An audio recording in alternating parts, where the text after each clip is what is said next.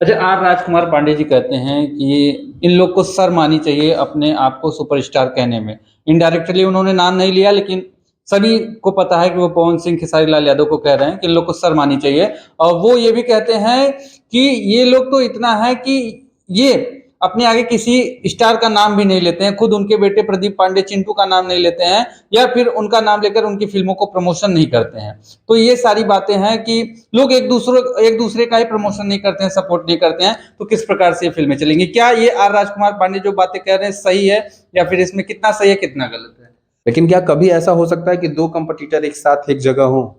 क्या पवन खेसारी जी एक जगह हैं? अच्छा, अभी आपने कंपटीटर वाली जो बात कही, लोग मानते हैं पवन सिंह खेसारी लाल यादव के कंपटीटर हैं, खेसारी लाल यादव पवन सिंह के कंपटीटर है, ये सारी चर्चाएं होती रहती हैं। लेकिन जो प्रदीप पांडे चिंटू जी का जब इंटरव्यू हुआ, तो उसमें कंपटीटर वाली आप बात करते हैं, तो कौन है प्रदीप पांडे चिंटू का कंपटीटर भोजपुरी इंडस्ट्री में? कोई है भी या फिर कोई नहीं है? प्रदीप पांडे चिंटू का कंपटीटर उनका अलग ही है। उनके कंपटीटर पवन और खेसारी जी को अगर कहा जाए पर्टिकुलर कि वही लोग हैं तो नहीं। देखिए, जो नहीं जानते होंगे चिंटू पांडे जी के बारे में वो जान ले। नमस्कार दोस्तों, स्वागत है आपका एक नए वीडियो में। तो जैसा कि आज आप देख सकते हैं कि हम आज फिर से आ गए हैं भोजपुरी आप जीत भैया के पास। जानते हैं भोजपुरी में जो विवाद चल रहा है उसके बारे में भी जानते हैं, और जो अरविंद अकेला कल्लू भैया का जो नया गाना आया हुआ है नवरात्र से पहले, उस गाने के भी बारे में जानते हैं, और आगे कौन कौन से गाने अरविंद अकेला कल्लू भैया के आने वाले हैं उसके बारे में भी जानते हैं। तो स्वागत है भैया, कैसे हैं? सबसे पहले आपके चैनल के माध्यम से जो भी लोग देख रहे हैं उनको दिल से प्रणाम, नमस्ते, हर हर महादेव। कैसे हैं आप लोग और कैसे हैं आशीष जी आप? अच्छे हैं भैया। बता दें कि अरविंद अकेला कल्लू भैया का एक टी सीरीज हमारे भोजपुरी से नवरात्रि से पहले ही गाना आ चुका है, तो क्या खास है उस गाने में? क्या बताइएगा उस गाने के बारे में? नवरात्रि का गाना है तो हम लोगों ने भी सोचा कि थोड़ा नवरात्रि के पहले लॉन्च कर दे ताकि लोगों तक आसानी से पहुंच जाए। नवरात्रि के पहले दिन आता है तो बहुत सारे लोग इधर उधर पूजा पाठ करने में व्यस्त रहते हैं, नए गानों तक पहुंच नहीं पाते हैं। तो मैंने सोचा कि थोड़ा पहले रिलीज कर देने से ये होता है कि सब तक पहुंच जाता है गाना। तो इस वजह से उस गाने को बहुत पहले लाया गया। गाना आपने सुना कि नहीं ये बताइए। जी बिल्कुल, हमने गाना सुना है। कैसा लगा आपको गाना? गाना तो अच्छा लगा है, लेकिन क्या है खास उस गाने में? और इसके पहले जो गाने आए हुए हैं, जैसे कि मीरा म्यूजिक से, आदि शक्ति फिल्म से आया हुआ है, तो उन गानों के बारे में भी थोड़ा बताइएगा। देखिए, टी सीरीज से जो भी गाने आते हैं अप्रोक्सली ज्यादातर हिट होते हैं। जैसे कि अभी आया था कि पगली दीवानी महाकाल के बिया, सावन में बहुत बड़ा हिट गाना। बहुत सारे बहुत जगहों पर बस्ती तक मैंने सुना इस गाने को। बस्ती से भी मुझे कॉल आया कि भैया गाना बज रहा है यहाँ पे। हम लोग बस्ती शो करने गए थे, वहां पर भी ये गाना बज रहा था।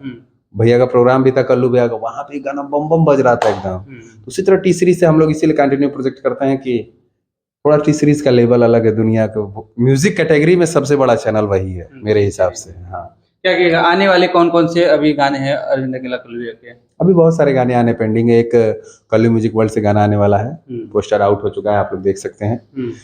और भी अभी बहुत सारे कुछ अच्छे अच्छे पारंपरिक गाने आने हैं। और जैसा कि आप लोग देख ही रहे हैं कि हर गाने को हम लोग के प्यारे और आप सभी लोगों के चहेते आशुतोष तिवारी जी लिख रहे हैं। तो जोड़ी हिट है तो मजा आ रहा है बस काम करने में। ये भैया हो गया गानों को लेकर के बात हो गया, लेकिन अभी देखा जाए 2024 लगभग कह सकते हैं कि बीतने वाला ही है। 2-4 महीने बचे हुए हैं, 3 महीने बचे हुए हैं, लेकिन अभी तक इस साल में अभी तक अरविंद अकेला कल्लू भैया की कोई फिल्में नहीं आई है, थिएटर में नहीं रिलीज हुई है। तो उस चीज को लेकर के क्या किएगा? नहीं, बहुत जल्दी फिल्में लगने वाली हैं थिएटर में। एक्चुअली होता क्या है, देखिए थिएटर का क्या सीन होता है ना, जैसे जो जो फिल्में पहले से लगी हुई हैं उनको सबको डेट मिला होता है, शेड्यूल, ठीक है। तो उसके अकॉर्डिंग जब हमें डेट मिलता है तो हमारी फिल्में लगती हैं। अब अगर मेरी फिल्में लग गई तो जितने दिन के लिए हमारे लिए लगनी है उतना दिन हमारी लगेगी। उसके बाद जनता दुलार प्यार के अकॉर्डिंग, अगर जनता को बहुत ज्यादा दुलार प्यार मिल रहा है तो चलता रहता है। जैसा कि अभी बड़े भैया पावर स्टार हमारे पवन सिंह जी का फिल्म सूर्यवंशम बहुत अच्छा चल रहा है। आप भी गए थे देखने, हमें पता चला। कैसा लगा मूवी आपको? हाँ, पिक्चर तो बहुत ही अच्छा था। कहानी उसकी पिक्चर से अच्छी तो कहानी थी। खैर, जो सस्पेंस बनाने की कोशिश की थी राइटर ने, वो एक्टिंग के द्वारा उस सस्पेंस को नहीं ज्यादातर बनाया गया था। बस यही थोड़ा सा इशू था, नहीं तो नेक्स्ट टाइम इससे बेहतर हो करेंगे। देखिए, इंसान क्या है ना कि अपनी गलतियों से ही सीखता है। अगर हम गलती ना करें तो भगवान ना हो जाए। तो उसी तरह विद्यापीठ भी आने वाली है, बहुत जल्द आने वाली है। और भी बहुत सारी फिल्म है जो भैया की आने वाली है। कल्लू की दुल्हनिया, अरे सॉरी, अभी चिंटू पाड़े भैया की आई है, चिंटू की दुल्हनिया। कल्लू की दुल्हनिया नहीं, चिंटू की दुल्हनिया, वो भी पिक्चर बहुत अच्छी है। तो इसी तरह बैक टू बैक डेट्स मिले हुए हैं थिएटर्स को, और थिएटर एक बार में एक ही फिल्म लग सकती है, और भोजपुरी के थिएटर्स का थोड़ा सा स्थिति भी इस टाइम थोड़ा सा डाबाडोल है। बाकी ठीक है, बाकी जनता का जिस हिसाब से सूर्यवंश को प्यार मिल रहा है, बहुत जल्दी फिर से भोजपुरी सिनेमा कमबैक करेगा सिनेमा इंडस्ट्री में, और फिर से जोर तोड़ से फिल्में आएंगी। अच्छा, अभी आपने प्रदीप पांडे चिंटू की बात की, उनकी जो फिल्म आई चिंटू की दुल्हनिया, और अभी इसी टाइम पर एक विवाद हुआ।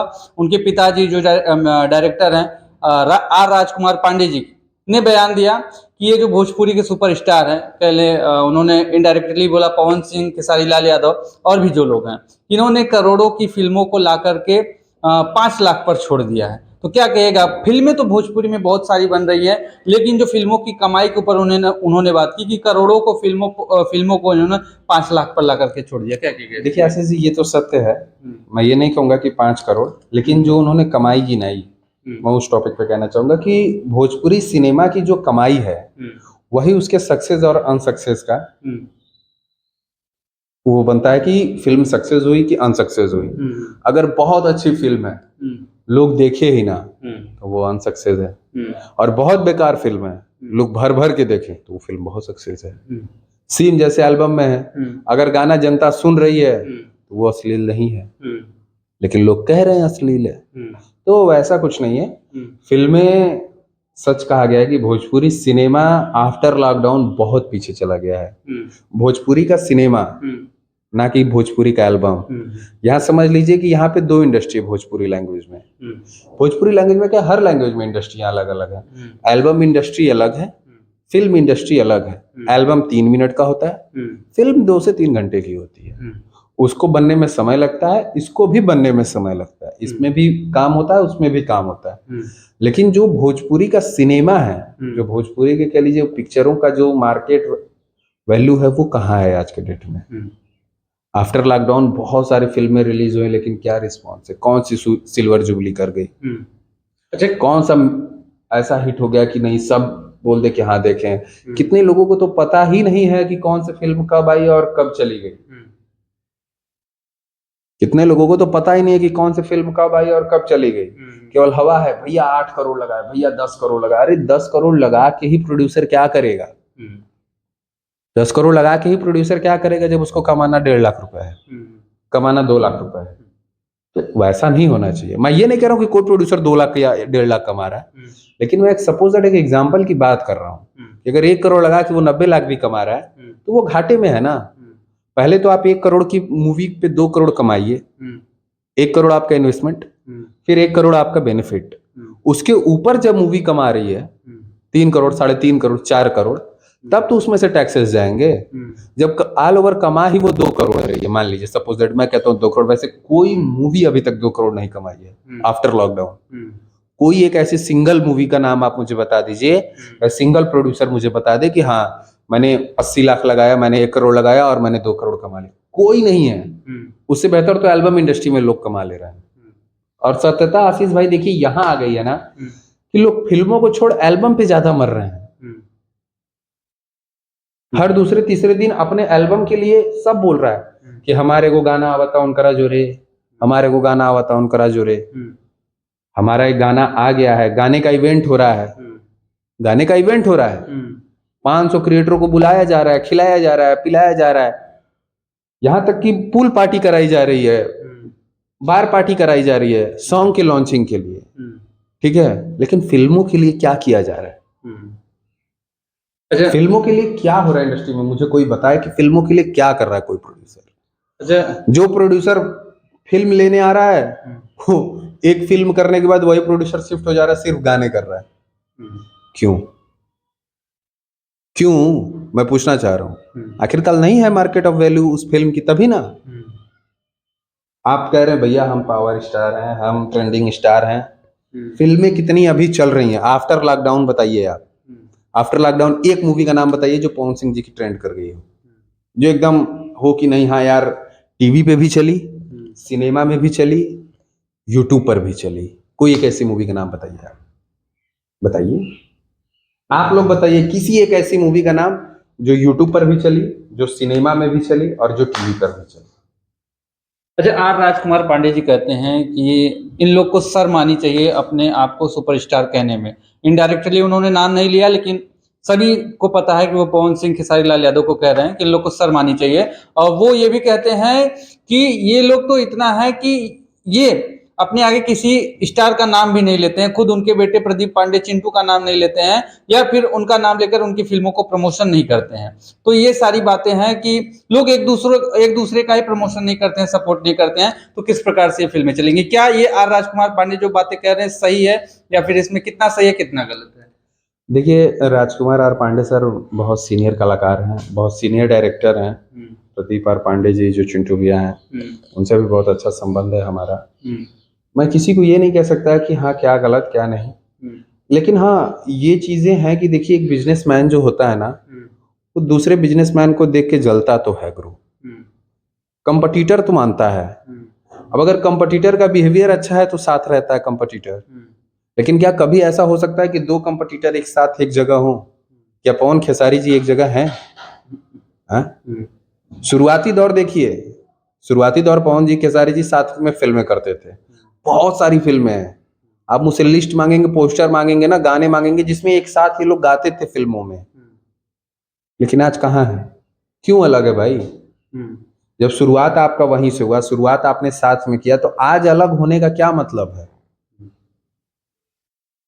मैं कह रहा हूं, पवन जी कहते हैं वो मेरा छोटा भाई है, खेसारी जी कहते हैं वो मेरे बड़े भाई।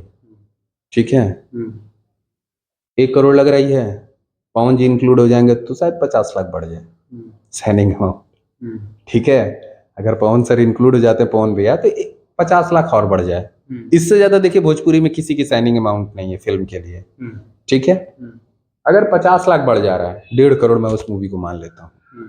ठीक है, तो साथ में मिल के काम कीजिए ना। अच्छा, अभी आपने कंपटीटर वाली जो बात कही, लोग मानते हैं पवन सिंह खेसारी लाल यादव के कंपटीटर हैं, खेसारी लाल यादव पवन सिंह के कंपटीटर है, ये सारी चर्चाएं होती रहती हैं। लेकिन जो प्रदीप पांडे चिंटू जी का जब इंटरव्यू हुआ, तो उसमें कंपटीटर वाली आप बात करते हैं, तो कौन है प्रदीप पांडे चिंटू का कंपटीटर भोजपुरी इंडस्ट्री में? कोई है भी या फिर कोई नहीं है? प्रदीप पांडे चिंटू का कंपटीटर उनका अलग ही है।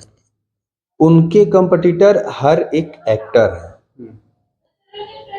एक्टर मतलब एक्टर, लाइक यश कुमार, विनय कुमार, विमल पांडे, पवन सिंह, खेसारी, ये लोग हैं उनके कंपटीटर जो फिल्में करते हैं।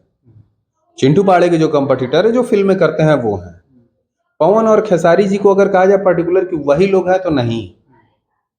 देखिए, जो नहीं जानते होंगे चिंटू पांडे जी के बारे में, वो जान लें कि राजकुमार आर पांडे जी एक बहुत अच्छे डायरेक्टर हैं। उसके बावजूद भी साल में 90% फिल्में चिंटू पांडे अदर डायरेक्टर के साथ करते हैं, अपने पिताजी के साथ नहीं करते हैं। कभी नहीं करते हैं, जल्दी करते ही नहीं है, कभी की तो बात ही छोड़ दीजिए, जल्दी नहीं ही करते हैं ना। उनके पिताजी का वो चाहे तो वो कह सकते हैं प्रोड्यूसर से कि मेरे पिताजी को डायरेक्टर लीजिए, मैं काम करूंगा, कोई डायरेक्टर प्रोड्यूसर नहीं मना करेगा। लेकिन वो नहीं कहते, कहते भैया आपको जो बेहतर लगे आप करिए, क्योंकि वो अपना डिपार्टमेंट सिर्फ देखते हैं कि आई एम एक्टर और मैं अपना एक्टिंग करूंगा, सामने कोई भी हो, मुझे कैमरा से मतलब। ठीक है, कैमरा राजकुमार आर पांडे चलाएंगे तो भी वही चलेगा, अरविंद चौबे चलाएंगे तो भी वही चलेगा, रजनीश मिश्रा चलाएंगे तो भी वही चलेगा। कैमरा कोई चलाए, वो कैमरा ही होगा। स्टाइल चेंज हो जाता है, पैटर्न चेंज हो जाता है, अपना तरीका होता है सबका अलग अलग करने का, तो वो सारी चीजें हैं। लेकिन जो बातें हैं कि कौन है कंपटीटर चिंटू पांडे का, तो चिंटू पांडे के मूवी के कंपटीटर है, इधर के नहीं। अच्छा, अभी तक देखा एल्बम इंडस्ट्री उनकी कंपटीटर है नहीं, क्योंकि वो गाना गाते ही नहीं है। वो गाना गाते ही नहीं, तो उनका एल्बम इंडस्ट्री में कंपटीटर हुआ कौन? नहीं, एल्बम वाली बात नहीं। देखिए, जब ये कंपटीटर वाली बात आई, तो लोग ये भी सवाल कर रहे थे, जब ये विवाद सोशल मीडिया पर आया, कि जिस प्रकार से खेसारी लाल यादव, पवन सिंह जी का स्टारडम है, इतने बड़े सुपरस्टार हैं, तो अगर चिंटू पांडे में ही इतना दम है, तो वो खुद क्यों नहीं इस लेवल पे आ जाते हैं, इतने बड़े सुपरस्टार बन जाते हैं? अरे कैसे नहीं है भाई, आपसे ज्यादा पवन खेसारी से ज्यादा फिल्में चिंटू करते हैं। नहीं, फिल्म करने वाली बात नहीं है। देखिए, जिस प्रकार सर उनकी फिल्में टीवी पर आती हैं, दंगल पे आती है, महुआ पे आती है, बिग गंगा पे आती है, उनसे अच्छी अच्छी स्टोरियां, फैमिलिकल स्टोरियां आती हैं, फैमिलियर स्टोरी वाली फिल्में आती हैं। अभी जैसे आपको मैं बता दूं, आप किसी भी गांव में जाइए, पूछिए माई फिल्म देखे लू, चिंटुआ के जाने लू, हाँ जाने ला, बहुत बढ़िया फिल्म बनावेला। देखिए सिनेमा है, कमाना हर प्रोड्यूसर को है, कमाना हर डायरेक्टर को है, अपना स्टारडम हर एक्टर को बड़ा करना है, तो उसके लिए थोड़ा बहुत 19-20 गरम मसाला चलता है। नहीं, जिस प्रकार से अभी देखा गया कि प्रदीप पांडे चिंटू की फिल्मों की बात कर लें, तो अगर फिल्मों की ही बात करें तो जिस प्रकार से पवन सिंह के सूर्यवंशम का हल्ला था, लोगों में चर्चा था, रंग दे बसंती का चर्चा था, हर हर गंगे का चर्चा था, इन सारी फिल्मों का चर्चा था। लेकिन प्रदीप पांडे चिंटू की फिल्में आती हैं तो उन फिल्मों का चर्चा क्यों नहीं हो पाता है? आती हैं और चली जाती हैं ऐसे। क्यों, रावड़ी राखी का नहीं था चर्चा? कब आई ये फिल्म? अरे हमको खुद ही नहीं पता। आपने कभी चिंटू पांडे के पवन खेसारी से ऊपर उठ के तो देखिए, पवन खेसारी से ऊपर उठ के देखिए। एक्चुअली दिक्कत क्या है ना कि पूरा यूट्यूबर, पूरी मीडिया इंडस्ट्री, पूरी भोजपुरी इंडस्ट्री सिर्फ और सिर्फ पवन खेसारी के ही गानों तक सीमित हो गई। कुछ तो है पवन खेसारी में, तब तो है, ऐसा कुछ भी नहीं है। फिल्में तो कर रहे हैं, फिल्में भी लगातार आ रही हैं, फिर कहाँ दिक्कत आ जा रही है कि प्रदीप पांडे चिंटू को बोलना पड़ रहा है? फिल्मों की दिक्कत ये आ रही है कि देखिए सत्यता तो ये है कि फिल्म हम देख लिए कि पवन सिंह ने सूर्यवंशम किया, पवन सिंह ने मोहरा किया, पवन सिंह ने ये किया, या कहीं इवेंट हो रहा है तो बोल दे रहा मैं अभी हम जो फिल्म करता नहीं ओकर ही नाम बा। खेसारी जी बोल देता मैं एक फिल्म कर रहा हूँ जिसका नाम है संघर्ष 2। संघर्ष 2 कमाया कितना? गूगल कीजिए आप, कभी रत्नाकर जी का इंटरव्यू लीजिए, जो प्रोड्यूसर है उनका इंटरव्यू लीजिए ना। कितने मीडिया वाले हैं जो प्रोड्यूसरों का इंटरव्यू लेते हैं? Film producer, not album producer, film के प्रोड्यूसरों का कितना इंटरव्यू है यूट्यूब पर? बहुत ही कम। फिल्म के प्रोड्यूसर रो रहे हैं, क्यों? सैटेलाइट तक का दाम नहीं निकल पा रहा है, जो लग रहा है वही नहीं निकल पा रहा है, बेनिफिट्स की तो बात ही छोड़ दीजिए।